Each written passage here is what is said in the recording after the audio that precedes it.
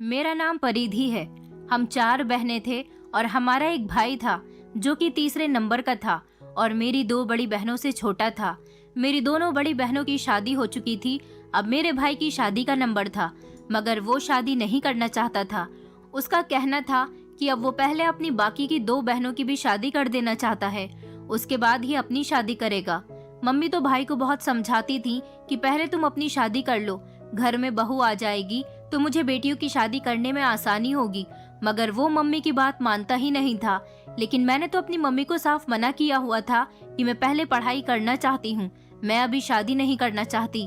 जबकि मेरी सबसे छोटी बहन, उसे तो पढ़ाई लिखाई का कोई शौक ही नहीं था। मैंने मम्मी से बोल दिया था कि आप चाहो तो इसकी शादी कर सकती हो। मेरा भाई मुझसे 2 साल बड़ा था। मुझसे छोटी मेरी अभी एक और बहन थी।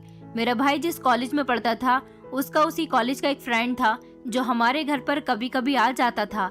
देखने में बहुत अच्छा था और मेरे भाई की ही उम्र का था, मगर मैंने नोटिस किया था कि वो जब भी हमारे घर पर आता था, मुझे बड़ी घूर घूर कर देखता था और मुझे देख देख कर धीमी धीमी स्माइल पास किया करता था। लेकिन कभी भी मैंने उसकी मुस्कुराहट का जवाब नहीं दिया था। पता नहीं वो अपने आप को क्या समझता था। एक बार मैं घर पर अकेली थी जब वो मेरे भाई के बारे में पूछता हुआ हमारे घर आ गया था। मुझे ऐसा लग रहा था जैसे वो मुझसे कोई बात करना चाहता है, लेकिन तभी मेरी मम्मी आ गई और वो घबरा गया था। मैं धीरे धीरे उसके इशारे समझ रही थी। मुझे वो लड़का बुरा लगने लगा था। शक्ल सूरत का वो जरूर अच्छा था, मगर उसकी नीयत मुझ पर थी। मैंने उसके बारे में अपनी मम्मी या भाई किसी को भी नहीं बताया था। मैं नहीं चाहती थी कि उस लड़के से मेरे भाई की दोस्ती खराब हो, लेकिन अब जब भी वो हमारे घर पर आता था, मैं दूसरे कमरे में चली जाती थी। मैं नोटिस करती थी कि उसकी नजरें मुझे तलाश कर रही हैं। मेरी पढ़ाई चालू थी और मैं अपनी पढ़ाई पर ज्यादातर ध्यान दिया करती थी। फालतू बातों से मैं बहुत दूर थी, क्योंकि मैं डरती थी कि गलत कामों में पड़ने से मेरी पढ़ाई का नुकसान हो जाएगा। कुछ दिन इसी तरह से गुजर गए। मैं कॉलेज गई हुई थी। कॉलेज से जब घर आई तो मैंने देखा कि हमारे घर में मेहमान थे। इन सारे मेहमानों को देखकर मैं चौंक गई थी। ये कोई नए लोग लग रहे थे, इनको तो मैं जानती भी नहीं थी। फिर मेरी छोटी बहन ने मुझे बताया कि ये भैया के दोस्त प्रशांत की फैमिली है। मैंने कहा, अच्छा तो उसकी फैमिली हमारे घर पर क्या करने आई है? मेरी बहन मुझे देखकर हंसने लगी और कहने लगी कि आपका रिश्ता प्रशांत के लिए उसकी माँ लेकर आई है। मैं तो अपनी बहन की बात सुनकर चौंक गई थी। मैंने कहा कि इस लड़के की इतनी हिम्मत कि इसने अपनी माँ को रिश्ता लेकर ही मेरे घर भेज दिया। मेरी बहन कहने लगी, दीदी अब कुछ भी हो, लड़का बहुत अच्छा है और आप नहीं जानती कि भैया के सारे दोस्तों में प्रशांत सबसे ज्यादा अमीर है। इसके पिता तो इस दुनिया में नहीं है, लेकिन इसके पिता बहुत सारी प्रॉपर्टी छोड़ गए हैं जो प्रशांत के ही नाम पर है।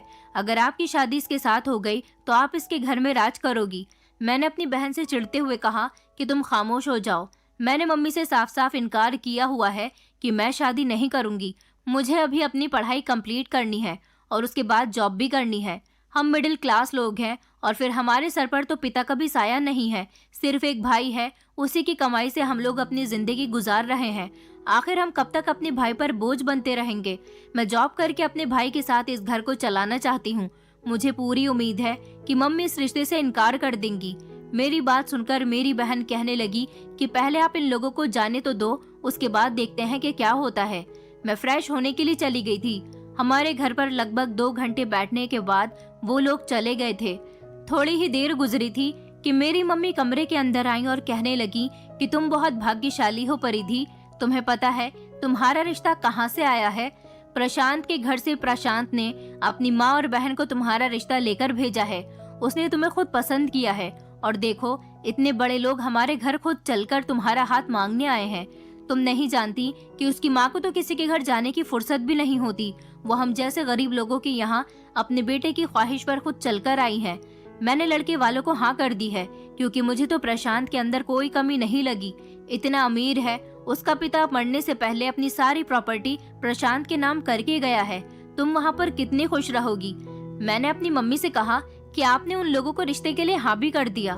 तो मेरी मम्मी कहने लगी कि हाँ, मैंने हाँ करने में बिल्कुल भी देर नहीं की, क्योंकि ऐसा रिश्ता तो किस्मत वाली लड़कियों के लिए आता है। पता है लड़के की माँ और बहन ने तुम्हें देखा भी नहीं है। उनका कहना था कि हमारे बेटे ने जिस लड़की को पसंद किया है वो जरूर अच्छी ही होगी। हमने फिर भी उन्हें तुम्हारी फोटो दिखा दी थी, लेकिन तुम कॉलेज से कब आई मुझे पता होता तो मैं तुम्हारा सामना उनसे जरूर करवाती। अगले हफ्ते वो लोग शादी की डेट फिक्स करने आएंगे। तुम नहीं जानती कि मैं और तुम्हारा भाई इस रिश्ते से कितने खुश हैं। मैंने अपनी मम्मी से कहा, मम्मी आप होश में तो हो, आपको नहीं पता कि आप क्या कह रही हो। मेरी मम्मी कहने लगी कि होश में तो अब तुम्हें आना होगा, छोड़ दो ये जॉब करने की जिद और खामोशी से शादी करके अपना घर बसाओ। मैंने कहा, मम्मी मुझे वो लड़का पसंद नहीं है, मैं उससे शादी नहीं कर सकती। मेरी मम्मी कहने लगी कि देखो मैं उन लोगों को हाँ कह चुकी हूँ और वो बहुत अमीर लोग हैं। अगर किसी को पता चल गया कि तुम उस लड़के को पसंद नहीं करती तो लोग हमें बेवकूफ समझेंगे और कहेंगे कि इतना अच्छा रिश्ता इन लोगों ने ठुकरा दिया। प्रशांत बहुत अच्छा लड़का है, बस एक बार उसकी पढ़ाई कंप्लीट हो जाए उसके बाद वो अपना बिजनेस संभालेगा और फिर उसका पिता मरने से पहले इतनी सारी प्रॉपर्टी उसके लिए ही तो छोड़कर गया है कि उसे तो बिजनेस संभालने की जरूरत ही नहीं है। मेरी मम्मी खुश होते हुए मुझे गले से लगाने लगी और कहने लगी कि तुम नहीं जानती कि मैं इस रिश्ते से कितनी खुश हूँ। मैं चाहती हूँ कि मेरी छोटी बेटी के लिए भी ऐसे ही परिवार से रिश्ता आए। तुम्हारी दोनों बड़ी बहनें तो बेचारी बड़ी परेशानी भरी जिंदगी गुजार रही हैं, लेकिन मैं तुम्हारी तरफ से बेफिक्र रहा करूंगी क्योंकि मेरी बेटी एक ऐसे परिवार में जा रही है जहाँ के लोग तो अमीरी से बहुत मशहूर हैं। मैंने कहा, मम्मी आप ये कैसी बातें कर रही हो? क्या आप अपनी बेटी की शादी इसीलिए करना चाहती हो कि प्रशांत अमीर है? वो अमीर हुआ और उसने मुझे खुश नहीं रखा तो मेरे लिए ये अमीरी किस काम की? मेरी मम्मी कहने लगी कि शुभ शुभ बोला करो, तुम वहाँ क्यों खुश नहीं रहोगी? आखिरकार तुम्हें प्रशांत ने खुद पसंद किया है और वो तुम्हें प्यार क्यों नहीं देगा? वो तुम्हें बहुत प्यार करेगा। मुझे अपनी मम्मी पर बहुत गुस्सा आ रहा था। आखिरकार वो मुझसे बिना पूछे लड़के वालों को हाँ कैसे कर सकती थी? मेरे घर में तो इस रिश्ते से सब बहुत खुश थे, मगर मैं और आगे पढ़ना चाहती थी, लेकिन मेरी चाहत को किसी ने नहीं समझा। मैंने भैया से भी बात करने की कोशिश की तो भैया ने भी यही कहा कि प्रशांत बहुत अच्छा लड़का है और मैं तो चाहता था कि काश मेरी किसी बहन की शादी प्रशांत के घर में हो जाए, लेकिन कभी मेरी प्रशांत से बात करने की हिम्मत नहीं हुई क्योंकि उसका और हमारा कोई मेल नहीं है। वो कहाँ है और हम कहाँ। लेकिन फिर भी उसने तुम्हें पसंद कर लिया और अपने घर वालों को रिश्ता लेकर भी भेजा। मैं इस बात से बहुत खुश हूँ। अब बस मैं जल्दी ही तुम्हारी शादी प्रशांत के साथ कर दूंगा। भाई की बातें सुनकर भी मैं चौंक गई थी। मेरी बात को कोई समझने की कोशिश ही नहीं कर रहा था कि मैं जॉब करना चाहती हूँ। मेरे भाई ने कहा था कि मैं इस घर के हालात संभालने के लिए अकेला ही काफी हूँ, तुम्हें जॉब करने की जरूरत नहीं है। और फिर घर वालों की खुशी के आगे मैंने अपनी खुशी को दफन कर दिया था। सबसे ज्यादा गुस्सा तो मुझे प्रशांत पर आ रहा था, जिसकी वजह से मेरा ये सपना टूटा था। उसने मेरे घर रिश्ता भेजकर बहुत बड़ी गलती की थी क्योंकि मेरे दिल में उसके लिए कोई फीलिंग्स नहीं थी, बल्कि रिश्ता भेजने के बाद तो मैं उससे और भी ज्यादा चिढ़ने लगी थी।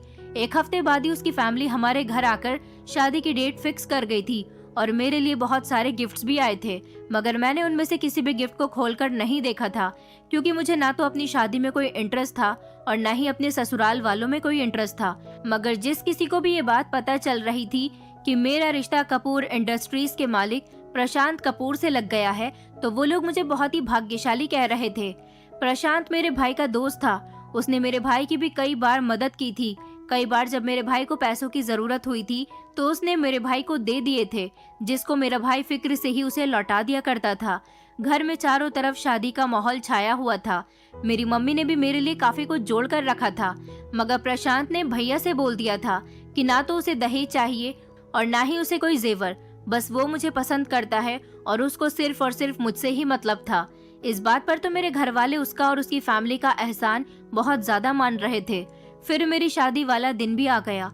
मैं उस दिन बहुत रोई थी जब मेरे सारे सपने टूट रहे थे और फिर विदा होकर मैं अपनी ससुराल चली आई थी।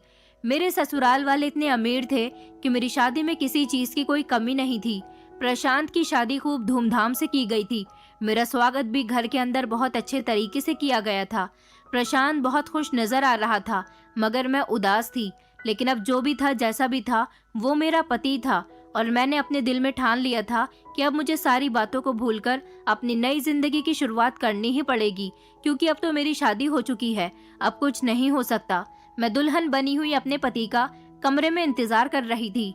शायद मेरा ये इंतजार ज्यादा देर तक का होने वाला था, क्योंकि ये लोग तो अमीर थे और सुबह को देर तक उठते थे। उनके लिए रात खराब करना तो नॉर्मल सी बात थी।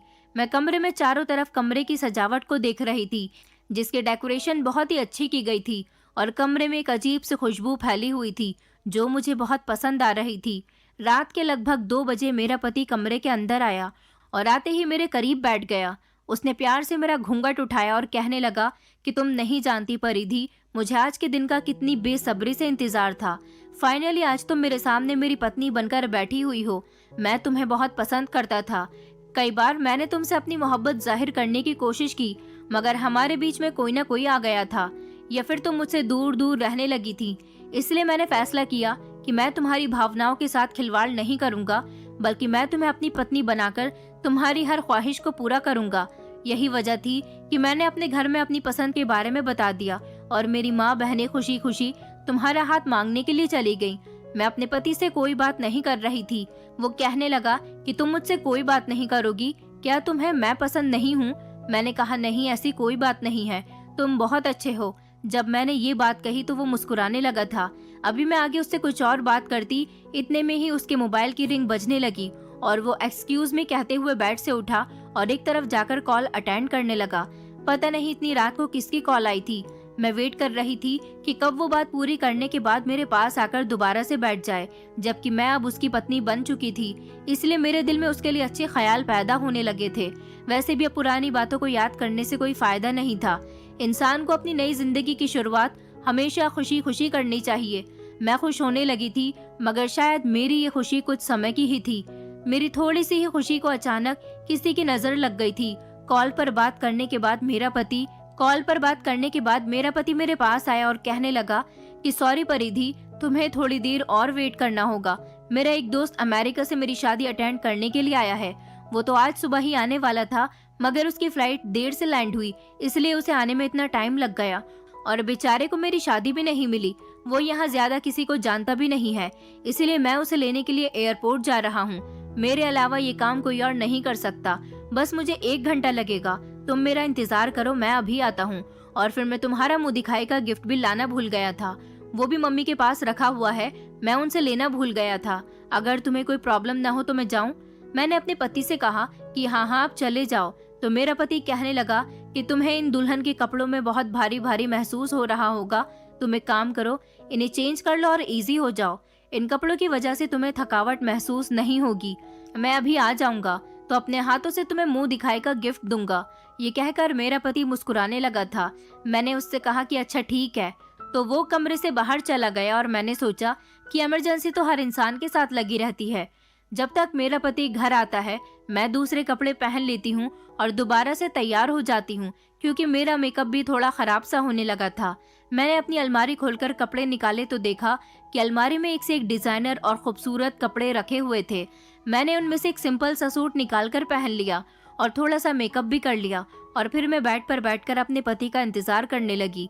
जब बेड पर बैठे बैठे थक गई तो इधर उधर टहलने लगी।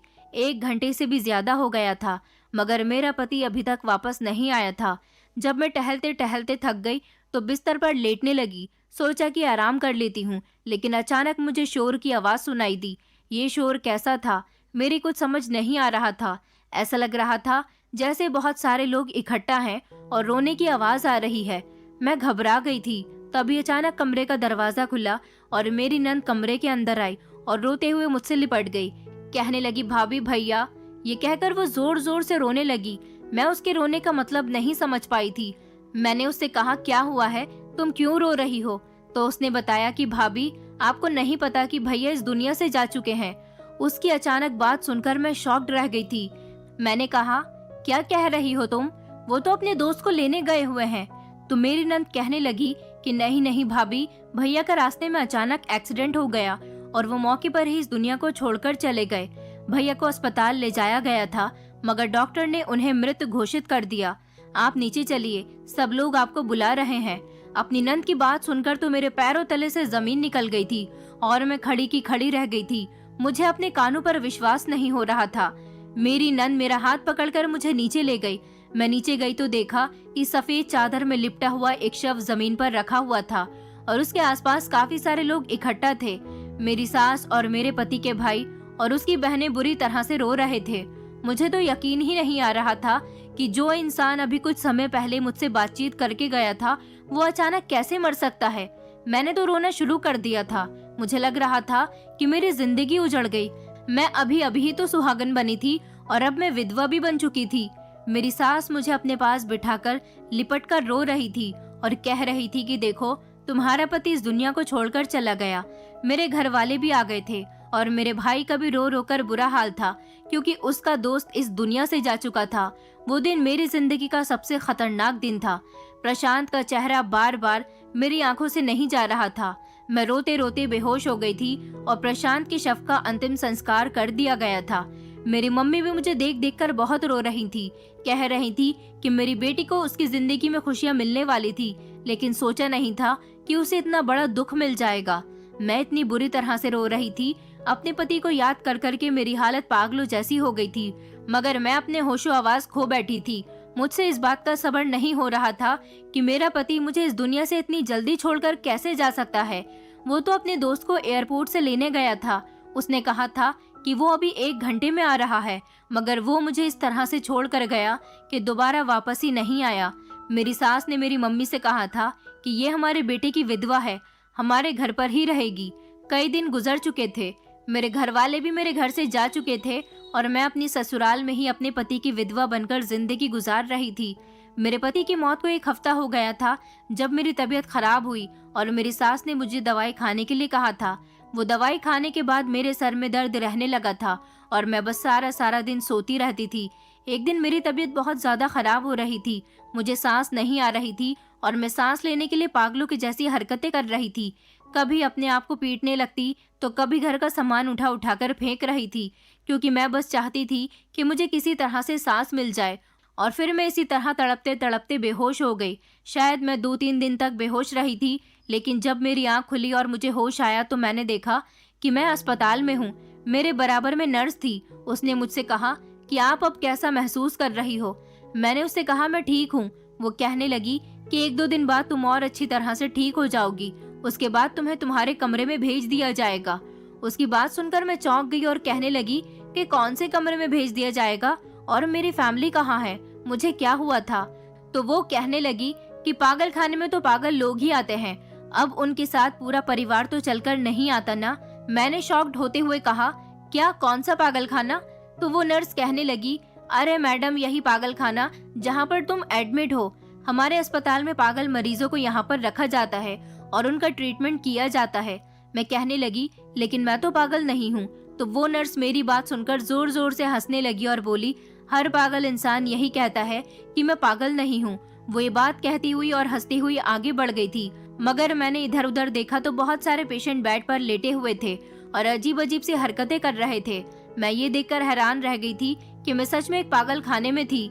मैं यहाँ कैसे आ सकती हूँ जबकि मैं पागल नहीं हूँ। सोच सोच कर दिमाग दर्द करने लगा था और मैं जोर जोर से चिल्ला रही थी कि मुझे जाने दो, मैं पागल नहीं हूँ। मेरी हालत बहुत खराब हो गई थी। मुझे अजीब अजीब तरह की दवाइयाँ दी जा रही थी जिससे मुझे अपना होश नहीं रहता था और मैं बेसोच सी बस एक तरफ पड़ी रहती थी। मेरी समझ नहीं आता था कि मुझे यहाँ कौन लेकर आया था। यहाँ पर पागलों के लिए अलग छोटे छोटे कमरे बने हुए थे, बिल्कुल किसी जेल की तरह, और मुझे भी इन कमरों में से एक छोटा सा कमरा दिया हुआ था जिसमें रहने के बाद मुझे ऐसा लगता था जैसे मैं किसी जेल में कैद हूँ। यहाँ के पागल एक दूसरे को नुकसान न पहुँचाए इसलिए उनको अलग अलग रखा गया था, लेकिन मैं बार बार वार्डन से चिल्ला चिल्ला कर कहती थी कि मैं पागल नहीं हूँ, मुझे यहाँ कौन लेकर आया है, प्लीज मुझे बताओ, प्लीज मेरे घर वालों को फोन करो, मैं यहाँ से जाना चाहती हूँ। लेकिन मेरी आवाज की कोई सुनवाई नहीं होती थी। मैं इसी तरह से चीखती रहती थी, चिल्लाती रहती थी और ज्यादा अपने दिमाग पर जोर डालने की वजह से मेरा दिमाग बहुत कमजोर होता जा रहा था। एक दिन आधी रात का समय था जब मैं अपने बिस्तर पर लेटी हुई थी। एक वार्डन मेरे पास आई और कहने लगी कि तू तो बड़ी खूबसूरत है, क्या तू सच में पागल नहीं है? मुझे लगा वो मेरी मदद करने के लिए आई है, शायद मुझे पागल खाने से निकाल दे। मैंने कहा, हाँ सच में मैं पागल नहीं हूँ। तो वो कहने लगी, अच्छा तो फिर ठीक है, मैं तेरी मदद करती हूँ यहाँ से निकलने में, लेकिन उसके लिए तुझे डॉक्टर को खुश करना होगा। मैं समझ नहीं पाई थी कि वो किस डॉक्टर की बात कर रही थी। तब उसने मुझे सोच भरी एक्सप्रेशन में गुम देखा तो कहने लगी, अरे तू परेशान मत हो, मैं तुझे यहाँ से निकलवा दूंगी, मैं जानती हूँ कि तू पागल नहीं है। उसकी बात सुनकर मैं खुश हो गई थी। मुझे लगा कि शायद वो मेरी मदद कर रही है, लेकिन वो मेरी मदद नहीं कर रही थी, बल्कि वो तो बड़ी प्लानिंग के साथ मेरे पास आई थी और फिर मुझे लेकर सीनियर डॉक्टर्स के केबिन में चली गई। उसने मुझे डॉक्टर के हवाले करते हुए कहा, डॉक्टर साहब, मैं जानती हूँ ये बेचारी पागल नहीं है, इसे आपकी मदद की ज़रूरत है। मुझे डॉक्टर ने सर से लेकर पैर तक देखा और कहने लगा, तो मैं इसकी मदद ज़रूर करूँगा। मैंने जल्दी से डॉक्टर के सामने हाथ जोड़ लिए। मेरी आंखों में आंसू थे और मैं हाथ जोड़कर बार बार सर हिलाते हुए कह रही थी कि प्लीज़ डॉक्टर साहब, मुझे यहाँ से निकाल दो, मैं पागल नहीं हूँ। तो वो डॉक्टर जल्दी से मेरे हाथ पकड़ते हुए कहने लगा कि हाँ, मैं जानता हूँ तुम पागल नहीं हो, तभी तो मैंने तुम्हें अपने पास बुलाया है। वो मुझसे कहने लगा, तुम यहाँ बैठो, मैं अभी आया। उसकी बात सुनकर मैं तसल्ली से बैठ गई। डॉक्टर और वार्डन दोनों ही केबिन से बाहर चले गए थे। डॉक्टर ने दरवाज़ा बाहर से बंद कर दिया। मैं देख रही थी कि वो दोनों आपस में कुछ बात कर रहे थे, क्योंकि मुझे खिड़की से वो दोनों साफ नजर आ रहे थे। मैं खिड़की के करीब गई और उन लोगों की बातें सुनने लगी। मैंने देखा कि डॉक्टर अपनी जेब से नोटों की एक मोटी गड्डी निकालकर वार्डन को दे रहा था और उससे कह रहा था कि आज तुमने मेरा दिल खुश कर दिया। ये लड़की तो सच में बहुत खूबसूरत है, अब तुम जा सकती हो। मेरी समझ नहीं आया था कि आखिर ये सब क्या हो रहा था। मैंने देखा कि डॉक्टर पलटकर कमरे की तरफ आ रहा था।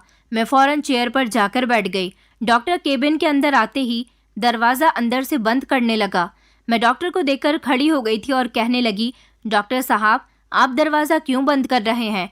तो वो मेरे पास आया और कहने लगा कि अरे घबराने की ज़रूरत नहीं है, बस मैं तुम्हारी मदद करना चाहता हूँ।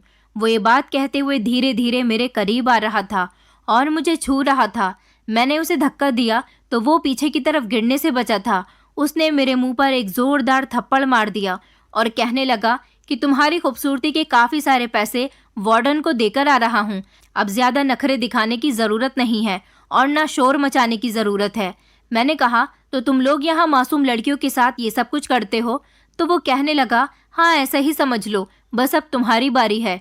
उसने मेरे लाख गिड़गिड़ाने के बावजूद भी मेरी इज्जत के साथ खिलवाड़ किया और फिर उसने मुझे एक ऐसा इंजेक्शन लगाया जिसके लगने के बाद मैं अपने आप में बहुत कमज़ोरी महसूस कर रही थी और मेरी आवाज़ तक नहीं निकल रही थी। शायद वो इंजेक्शन वीकनेस का था, जिसकी वजह से मैं कमज़ोर पड़ जाऊं और किसी को कुछ ना बता पाऊं और ना ही यहाँ से भाग पाऊं। मुझे मेरे कमरे में भिजवा दिया गया था। मैं बस अपने बिस्तर पर लेटी हुई थी और मेरी आंख कान खुले हुए थे। मुझे सब दिख सकता था, मैं सब सुन सकती थी, लेकिन मैं उठकर कुछ नहीं कर सकती थी। मुझे अपनी ज़िंदगी बुरी लगने लगी थी। मैं पागल नहीं थी, लेकिन इन अस्पताल के लोगों ने मुझे सच में पागल बना दिया था। लेकिन सबसे ज़्यादा सोचने वाली बात ये थी कि मुझे यहाँ पर लेकर कौन आया था। मैं तो अपने ससुराल में थी। मैंने सोच लिया था कि जैसे ही मुझे महसूस होगा कि मैं ठीक होने लगी हूँ तो मुझे कुछ ना कुछ करके यहाँ से भागना ही होगा। मगर यहाँ सख्त पहरा था, मैं कुछ भी करके भाग नहीं सकती थी। आज रात फिर से मुझे वार्डन डॉक्टर के पास ले जाने के लिए आई थी। मैंने उसे कई बार मना किया, लेकिन मेरे मना करने के बावजूद भी मेरे साथ वही सब कुछ हुआ जो पहले डॉक्टर कर चुका था। कई दिन इसी तरह से गुजर गए थे। मुझे 2 दिन से डॉक्टर के पास जाना नहीं पड़ रहा था। शायद डॉक्टर कहीं बाहर गया हुआ था। मेरे पास ये मौका अच्छा था यहाँ से भागने का, क्योंकि जब डॉक्टर होता था तो मुझे वीकनेस वाला इंजेक्शन लगा दिया जाता था, जिसकी वजह से मैं कमज़ोरी की हालत में बिस्तर पर पड़ी रहती थी। लेकिन इन 2 दिनों में मैं अपने आप को ठीक महसूस कर रही थी, इसलिए मैं खामोशी से छुपती छुपाती अस्पताल के दरवाजे तक पहुंच आई थी। मगर गेट पर गार्ड बैठा हुआ था, मुझे उससे बचकर निकलना था।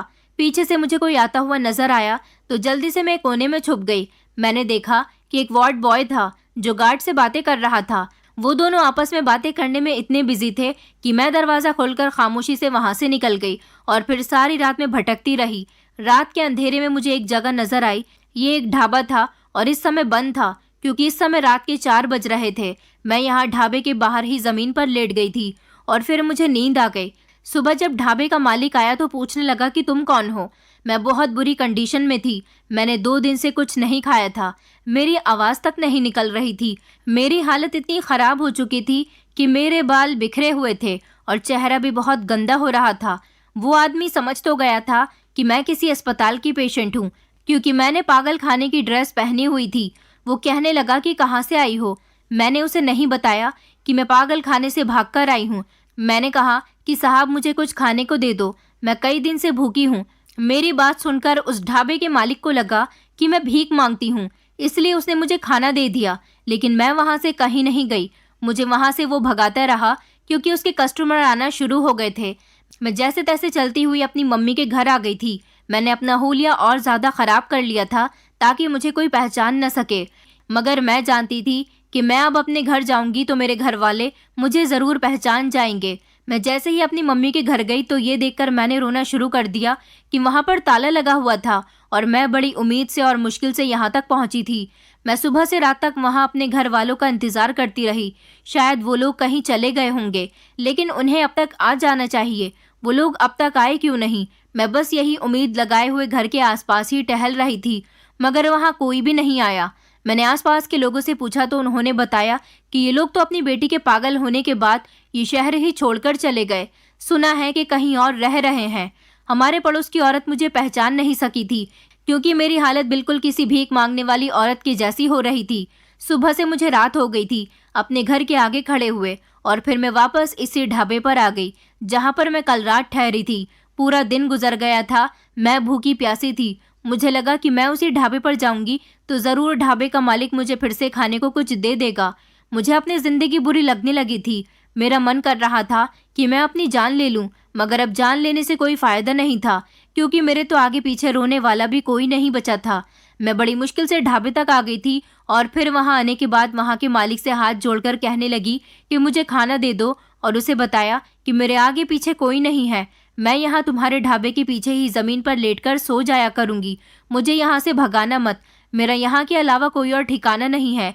मेरी वजह से तुम्हारे कस्टमर को कोई परेशानी नहीं होगी। वो मालिक बहुत दयालु था।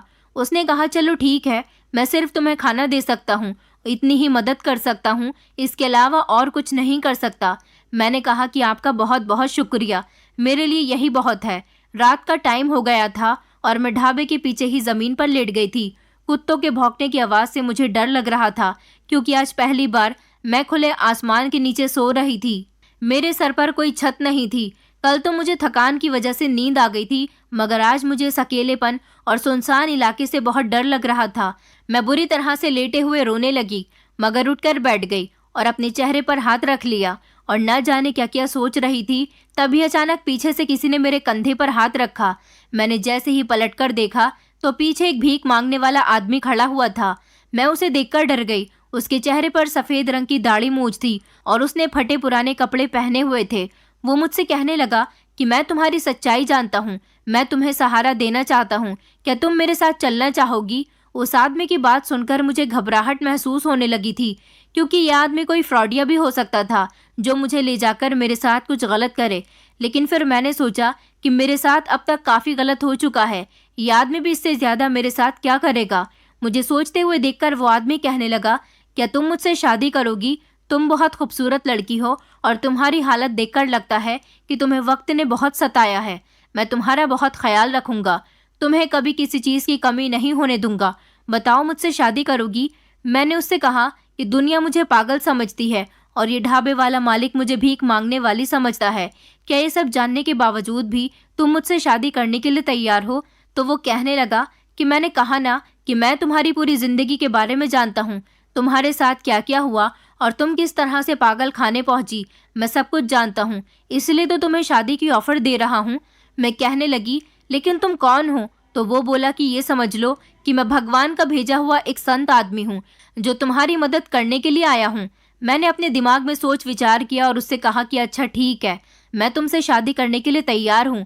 तो वो कहने लगा कि तुम्हें मेरे साथ मेरे घर चलना होगा क्योंकि मैं अपनी पत्नी को यहाँ बीच रास्ते पर सुनसान जगह में अकेला नहीं छोड़ सकता। वो मुझे अपने साथ कुछ दूरी पर चलने के बाद एक घर में ले आया था। जैसे ही उसने घर का दरवाज़ा खोला और लाइट ऑन की तो ये देखकर मैं दंग रह गई थी कि इस घर में तो हर फैसिलिटी मौजूद थी। ये तो एक मामूली सा भीख मांगने वाला आदमी लग रहा है, मगर इसके पास इतना अच्छा घर और घर में हर चीज़ मौजूद है, फिर भी ये क्यों मांगता है? मैं यही सब कुछ सोच रही थी।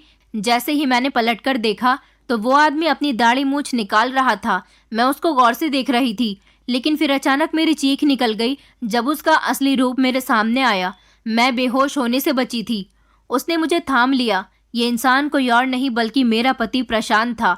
मेरा पति तो मर चुका था, फिर ये कौन था? मेरे दिमाग में ढेर सारे सवाल घूम रहे थे।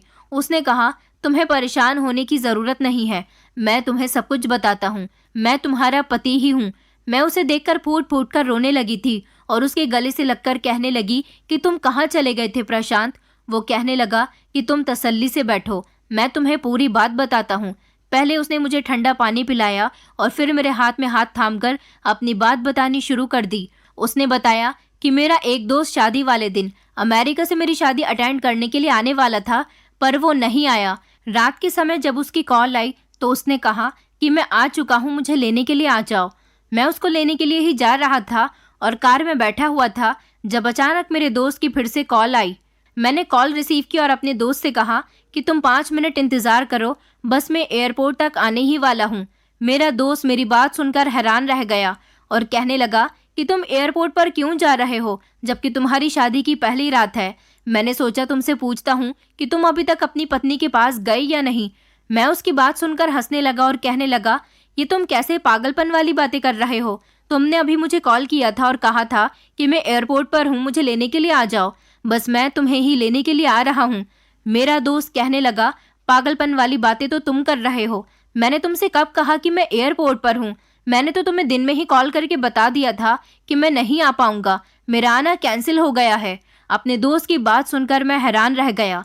मैं ड्राइविंग करते करते उससे बात कर रहा था और उससे बहस कर रहा था कि तुम आज के दिन तो मुझसे मजाक मत करो। मैं अपनी पत्नी को कमरे में अकेला अपना इंतजार करने के लिए छोड़कर आया हूँ, सिर्फ और सिर्फ तुम्हें लेने के लिए। वो मुझे यकीन दिलाने की कोशिश कर रहा था कि तुम्हें किसी ने बेवकूफ़ बनाया है। मैंने तुम्हें कॉल नहीं की, तुम देख सकते हो मेरे नंबर से तुम्हें कॉल नहीं आई होगी। मैंने ड्राइविंग करते हुए मोबाइल पर ध्यान दिया और चेक किया कि किसके नंबर से कॉल आई थी, लेकिन ये देखकर मैं दंग रह गया कि वो कॉल मेरे दोस्त के नंबर से नहीं आई थी। अभी मेरा ध्यान मोबाइल पर ही था कि अचानक पीछे से किसी ने मेरी गाड़ी को जोरदार टक्कर मारी और मेरी गाड़ी दूर जाकर एक पेड़ से टकराई थी और फिर उसके बाद मैं बेहोश हो गया। जब मुझे होश आया तो मैं अपने फैमिली डॉक्टर के यहाँ एडमिट था। मुझे जल्दी ही 1 घंटे के बाद होश आ गया था। मुझे काफ़ी सारी चोटें आई थी।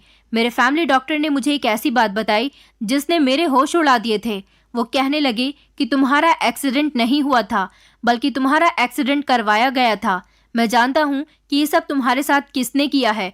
हमारे फैमिली डॉक्टर मेरे पापा के बेस्ट फ्रेंड थे और उनको मेरे सौतेली माँ ने ढेर सारे पैसे दिए थे और कहा था कि प्रशांत मर जाना चाहिए। उन्होंने मेरे फैमिली डॉक्टर से कहा था कि तुम प्रशांत को जहर का इंजेक्शन लगा दो ताकि वो मर जाए, क्योंकि ये बात मेरी सौतेली माँ जानती थी कि मेरा इतना भारी एक्सीडेंट नहीं हुआ था। मेरे फैमिली डॉक्टर ने उनके कहने के मुताबिक पैसे ले लिए थे, लेकिन उन्होंने मुझे सब कुछ बता दिया था, क्योंकि मेरे फैमिली डॉक्टर जानते थे कि मेरी सौतेली माँ मेरे साथ ये सब कुछ क्यों कर रही है। वो एक ईमानदार इंसान है। दरअसल मैं अपने डैड का इकलौता बेटा था। मेरी मम्मी के मर जाने के बाद मेरे डैड ने मेरी सौतेली माँ से दूसरी शादी कर ली थी, जो अपने पहले पति से 2 बेटियां और 1 बेटा लेकर आई थी। मगर मेरे पापा ने मरने से पहले सारी प्रॉपर्टी मेरे नाम कर दी। मेरी सौतेली माँ को इस बात का गुस्सा था कि उन्होंने सारी प्रॉपर्टी बराबर बराबर सारे बच्चों के हवाले क्यों नहीं की। उन्होंने मेरी सारी प्रॉपर्टी अपने नाम करवाने के लिए मेरा ये एक्सीडेंट करवाया और उन्होंने ही तुम्हें पागल खाने में भिजवाया था। उन्होंने पागल खाने के डॉक्टर को पैसे खिलाए और जब तुम्हारी तबीयत खराब हुई तो उन्होंने तुम्हें पागल खाने में भर्ती करा दिया और कहा कि इस लड़की को दवाइयाँ देकर पागल कर दिया जाए। उन्होंने तुम्हारे घर वालों को भी ये यकीन दिला दिया कि तुम पागल हो चुकी हो। मैं काफ़ी दिनों बाद रिकवर हुआ था। डॉक्टर अंकल ने मेरी सौतेली माँ के मुताबिक मुझे मृत घोषित कर दिया था और मेरे बजाय किसी और की डेड बॉडी उनके हवाले कर दी थी। मेरी सौतेली माँ अपने प्लान में कामयाब हो गई थी। उन्हें लगा कि मैं मर गया हूँ, मगर डॉक्टर अंकल ने मुझे अस्पताल से गायब करवा दिया और मुझे अपने घर पर कुछ दिन तक रखा और सबको यही बताया कि मैं मर चुका हूँ। जब मैं ठीक हुआ तो मुझे तुम्हारी याद आई। मैं तुमसे मिलना चाहता था। मुझे लगा कि इन लोगों ने तुम्हें तुम्हारे मायके भेज दिया होगा।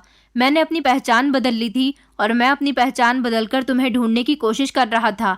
मैं तुम्हारे मायके के घर के बाहर पहरा देता था, मगर तुम मुझे वहाँ कभी दिखाई ही नहीं दी। मैं नहीं जानता था कि उन लोगों ने तुम्हारे साथ क्या किया, लेकिन मेरी नज़र अभी भी तुम्हारे मायके पर ही टिकी हुई थी कि तुम जहाँ भी होगी, लेकिन कभी न कभी अपने मायके ज़रूर आओगी। अब जब तुम अपने मायके गई तो मैं तुम्हें देखकर बहुत खुश हुआ था, मुझे बहुत सुकून मिला था, मगर तुम्हारी हालत देखकर मुझे बहुत अफसोस हुआ कि शायद मेरी वजह से ही उन लोगों ने तुम्हारी ये हालत की होगी। जब तुम अपने मायके पर ताला लगा हुआ देखकर यहाँ आई तो मैं तुम्हारे पीछे पीछे ही था और तुम्हारे साथ था कि अब मेरे होते हुए तुम्हें कोई नुकसान नहीं पहुँचा सकता। तुम्हें रोते हुए देखा तो मैंने सोचा कि अब मुझे तुमसे बात करनी ही होगी और इस तरह मैं तुम्हें अपने यहाँ लेकर आया हूँ। ये मेरे दोस्त का घर है। मेरे डैड ने दूसरे शहर में एक बंगला बनाया हुआ था, वो भी उन्होंने मेरे नाम किया था, लेकिन उस बंगले के बारे में मेरी सौतेली माँ और उसके बच्चे नहीं जानते। उस बंगले की चाबी मेरे एक दोस्त के पास है। हम सारे दोस्त मिलकर वहाँ पर पार्टी किया करते थे। मैं तुम्हें वहाँ लेकर जाऊँगा और हम दोनों वहाँ पर अपनी ज़िंदगी गुजारेंगे और अपनी ज़िंदगी की एक नई शुरुआत करेंगे। प्रशांत की बातें सुनकर मेरी आंखों में आंसू आ गए थे। वो भी ज़िंदगी की एक बड़ी जंग जीत कर आया था। फिर मैंने उसे बताया कि मेरे साथ पागल खाने में क्या क्या हुआ था। उसे बहुत अफसोस हुआ था मेरी हालत को देखकर, मगर फिर उसने मुझे समझाया और तसल्ली दी कि तुम्हें परेशान होने की ज़रूरत नहीं है। तुम वो सब कुछ एक सपना समझकर भूल जाओ और अपनी ज़िंदगी की शुरुआत करो। अब तुम्हारी हकीकत यही है कि मैं तुम्हारे साथ हूँ और अब तुम्हें मुझसे कोई भी अलग नहीं कर सकता। इस तरह प्रशांत और मैं उस बंगले पर चले गए थे।